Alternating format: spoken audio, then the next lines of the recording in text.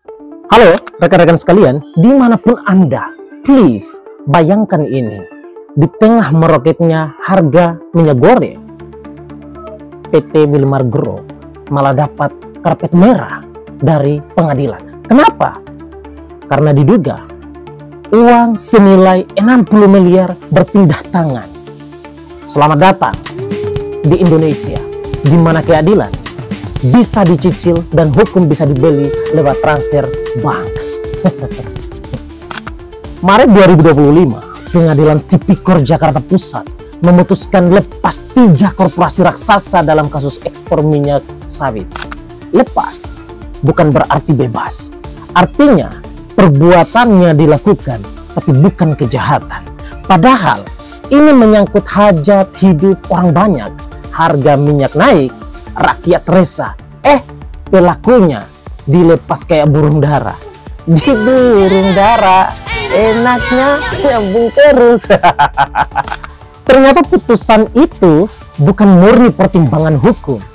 Kejaksaan Agung bongkar dugaan suap 60 miliar rupiah lewat 2 pengacara kepada hakim, disalurkan oleh Ketua Pengadilan Jakarta Pusat waktu itu. Uangnya cukup buat bangun gedung pengadilan baru sebenarnya, lengkap sama AC dan musola, tapi malah dipakai buat beli keadilan. Fofoki. Peneliti ICW bilang ini unprecedented, belum pernah terjadi. Tapi yang aneh, kenapa kayaknya korporasi itu super kebal hukum. Undang-Undang Tipikor dan Perma nomor 13 tahun 2016 jelas bilang korporasi bisa dipidana, tapi nyatanya malah dianggap sebagai rekan bagi-bagi jatah.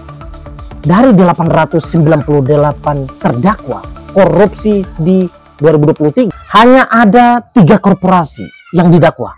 Lucu kan? Yes, bagaimana tidak? Giliran rakyat kecil nyolong sendal langsung diborgol. Giliran korporasi nyemplang negara miliaran malah dapat onslaughvan revervlogging. Seperti itu sepertinya. Bahasa kerennya, hukum tak berlaku buat mereka. Mama yo, fofoki. Masalahnya bukan cuma suap, tapi sistem yang penuh lubang dan syarat kepentingan. Sejak 2011 sampai dengan 2024, ICW mencatat terdapat 29 hakim disuap.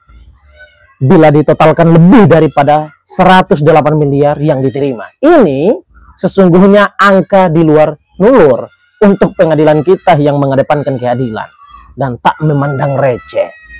Pengadilan itu mestinya tempat terakhir rakyat cari keadilan.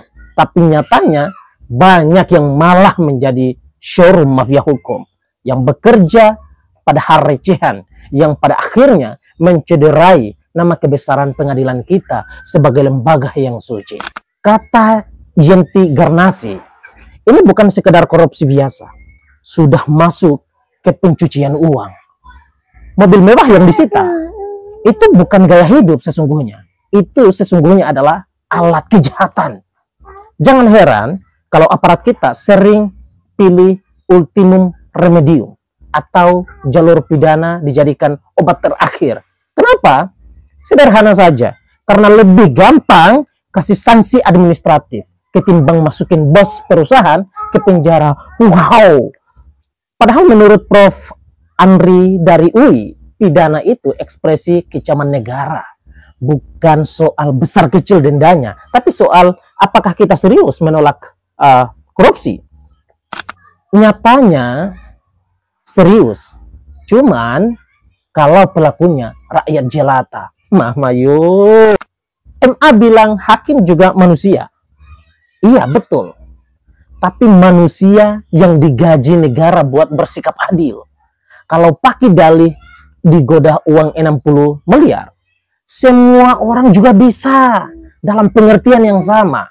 Maka jangan heran kalau publik muak karena penegak hukum bicara soal integritas sambil masih hitung amplop di balik toga.